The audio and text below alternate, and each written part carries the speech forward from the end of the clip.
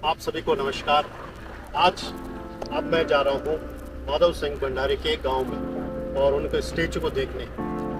माधव सिंह भंडारी कौन है इस ब्लॉग में मैं आगे बताऊंगा। इससे पहले आपका स्वागत है मेरे इस ब्लॉग में। चलते हैं पहले स्टेचू की तरफ। तो सबसे पहले दिखा हमें उनका स्मृति द्वार, जिसमें लिखा था वीर शिरोमणि माधव सिंह भंडारी जी। वीर माधव सिंह भंडारी जी के गांव में जाना हमारे लिए एक सौभाग्य की बात है। मैं उनके गांव में निकल गया। सबसे पहले उस पहाड़ी पर नज़र पड़ी जिस पहाड़ी के नीचे से उन्होंने सुरंग लाई थी। उसके दूसरी साइड अलकनंदा आती है जो कि गांव से नीचे पड़ती थी। और फिर मैं आगे निकला। वीर माधव सिंह भंडारी वो महान व्यक्ति थे जिन्होंने भारत और तिब्बत के बीच में अंतर्राष्ट्रीय सीमा खींची थी, जिसे वर्तमान में मैकमोहन रेखा के रूप में जाना जाता है।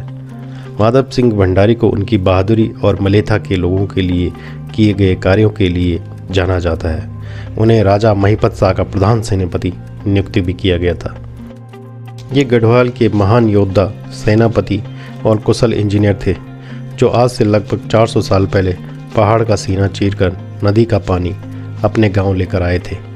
गांव में नहर लाने के उनके प्रयास की यह कहानी काफ़ी हद तक दशरथ मांझी से मिलती है। माधव सिंह भंडारी गढ़वाल की कथाओं का एक अहम अंग रहे हैं। सर्वप्रथम जब मैं स्मारक के गेट पर पहुंचा तो गेट पर कुछ भी नहीं लिखा हुआ था और खाली छोड़ रखा था। शायद ये कोई प्रथा रही होगी।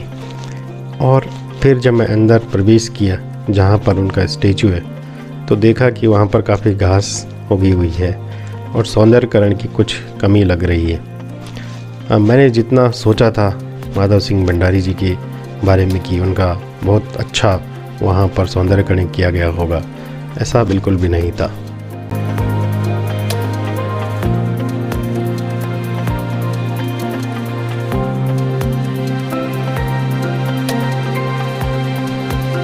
मुझे ज़्यादा अच्छा नहीं लगा तो मैंने फिर यहाँ पर रिपोर्टिंग कर डाली।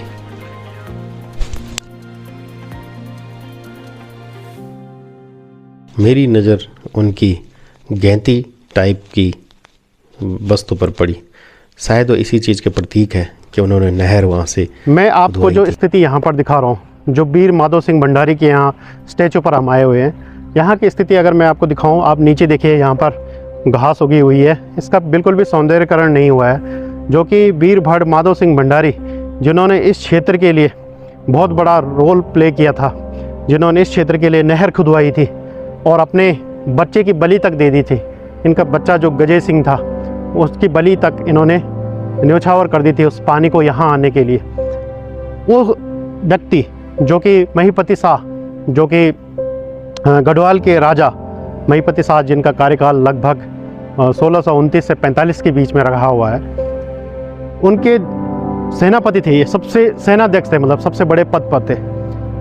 उस व्यक्ति ने तिब्बत के लोगों को, जो दारमा वैली होती थी वहाँ पे दापा सरदार होते थे, उनको हराया था वहाँ पर। और उसके गढ़वाल में यहाँ पर इगास भी मनाई जाती है।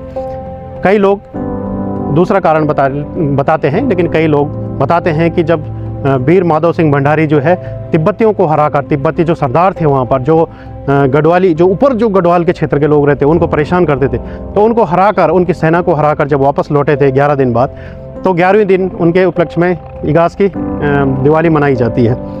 उस जैसे महान पुरुष के लिए आप स्टेचू देखिए, उसका कितना बुरा हाल है इसका। इसके बहुत ही बुरा हाल है। अगर सरकार या यहाँ का जो प्रशासन है, ये यहाँ के जो विधायक हैं, विनोद कंडारी जी इस क्षेत्र के विधायक हैं, तो अगर वो लोग इसको एक पर्यटन के प्लेटफॉर्म के रूप में विकसित करें तो कितना अच्छा रहेगा। मुझे खुद इतना दिलचस्पी थी, मैंने इंटरनेट पे काफ़ी सर्च किया वीर माधव सिंह भंडारी के बारे में, और तब जाके मैं यहाँ पर ब्लॉग बनाने आया हूँ। मैंने देखा कि, मैंने सोचा, जब इंटरनेट पे मैंने सर्च किया, बहुत कुछ पढ़ा था, मैंने सोचा वीर माधव सिंह भंडारी जी, उनके बारे में, उनका बहुत अच्छा वहाँ पर स्टैचू होगा और बहुत अच्छा गाँव होगा वो। चलो गाँव के तो देखो रेल लाइन यहाँ पर बन गई है अब, लेकिन आप स्थिति देखिए यहाँ पर कौन आता होगा, यहाँ पे कुछ पता ही नहीं। और पर्यटन के रूप में अगर ये विकसित होता तो आज यहाँ पर बहुत लोग रोजगार भी पाते। तो हालांकि मैंने जो रिपोर्टिंग में कहा कि स्टैचू अच्छा नहीं है, स्टैचू तो अच्छा बनाया गया है, लेकिन बाकी जो सौंदर्यकरण है वो अच्छा नहीं है। यहाँ के रास्ते आप देखिए कितने अच्छे नहीं लग रहे हैं यार। जब मैं नीचे जा रहा था तो मुझे लगा कि यहाँ कोई पर्यटक क्यों ही आएगा।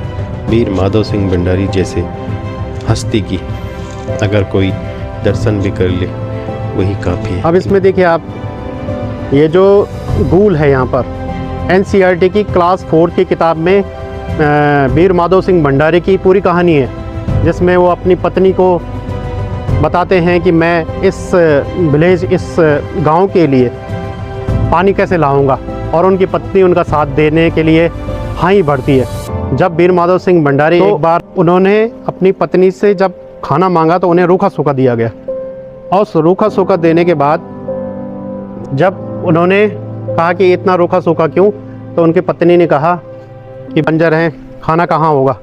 उसी बात से दुखी होकर वीर माधव सिंह भंडारी ने प्रण लिया था कि मैं इन खेतों में एक दिन पानी ज़रूर पहुंचाऊंगा, और 1 महीने के अंदर जो उनकी छुट्टी थी उसी के दौरान लगभग उन्होंने ये काम किया। अब देखिए आप इस नहर को क्या एक पर्यटन नहीं बनाया जा सकता था, पर्यटन क्षेत्र नहीं बनाया जा सकता था? बनाया जा सकता था, बहुत आसानी से बनाया जा सकता था, लेकिन यहाँ पर विल पावर की थोड़ा कमी दिखाई देती है। यहाँ पर जब रेल लाइन आ सकती है तो यहाँ पर पर्यटन क्यों नहीं बन सकता।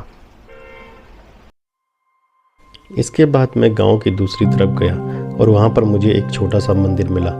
कहा जाता है कि ये मंदिर उसी चीज़ का प्रतीक है जो गजेंद्र सिंह की, जो माधव सिंह का पुत्र था, उसकी जो बलि दी गई थी, उसी का प्रतीक यहाँ पर ये है। ये जो नहर है, ये इस नदी से, जो कि यहाँ पर एक चंद्रभागा नदी है, उससे वो नहर बनाई गई है और उसी से वो पानी आता है। कहा जाता है कि वीर माधव सिंह के सपने में देवी आई थी, जिन्होंने कहा था कि पानी तभी इस सुरंग से आएगा जब तुम यहाँ पर एक बलि दोगे। तो उन्होंने अपने पुत्र की बलि यहाँ पर दे दी। पहले वो पुत्र की बलि नहीं देना चाहते थे, लेकिन जब गजेंद्र सिंह स्वयं तैयार हुए थे, उन्होंने कहा था कि मैं देना चाहता हूँ, तो बलि दे दी गई। ये है वो नदी। इस नदी से, इसी नदी को कहते हैं चंद्रभागा, और इस नदी से पानी खेतों तक लाने के लिए एक बीच में बहुत बड़ा पहाड़ पड़ता था। उस पहाड़ से सुरंग खोद लाना एक बहुत बड़ी चुनौती थी। उसी चुनौती को उन्होंने स्वीकार किया था, और जब वो अपनी छुट्टी में थे तो उसी छुट्टी के दौरान उन्होंने वो सुरंग तैयार की थी, और फिर गांव के लोग भी आए थे, तब जाकर वो सुरंग तैयार हुई थी। इस नदी को देखकर मुझे एक बात याद आई कि यहाँ पर, जहाँ तक मैं पर्यटन की बात कर रहा था, इस नदी में भी गर्मियों में कई अंग्रेज और बाकी देसी पर्यटक आ सकते हैं, जो दिल्ली बम्बई वाले हैं। उनसे रोज़गार अपना बनाया जा सकता है।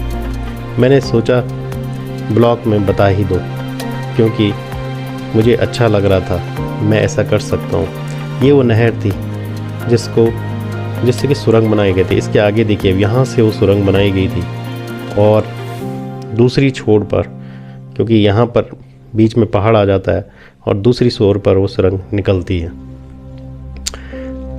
इस सुरंग में आप जाएंगे तो आप घुस नहीं पाएंगे, इतनी बारीक सुरंग है। तो इतनी भयंकर सुरंग में नहर बनाना कोई आसान काम नहीं था।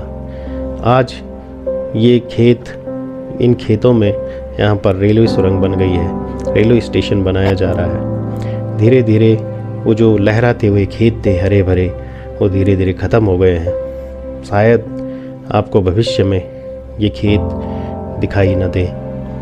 अतः मैं आपसे ये कहना चाहता हूँ कि हमारा मलेथा गांव अनियोजित विकास की भेंट चढ़ा है, और एक दिन विनाश की भेंट चढ़ सकता है। इन हरे भरे खेतों के साथ में आपको कुछ तस्वीरें छोड़ देता हूँ, जो आपको अब कभी नहीं दिखेंगे, क्योंकि ये सारे खेत अनियोजित विकास की भेंट चढ़ चुके हैं। धन्यवाद। ब्लॉग अच्छा लगा हो तो सब्सक्राइब तो कर ही देना यार।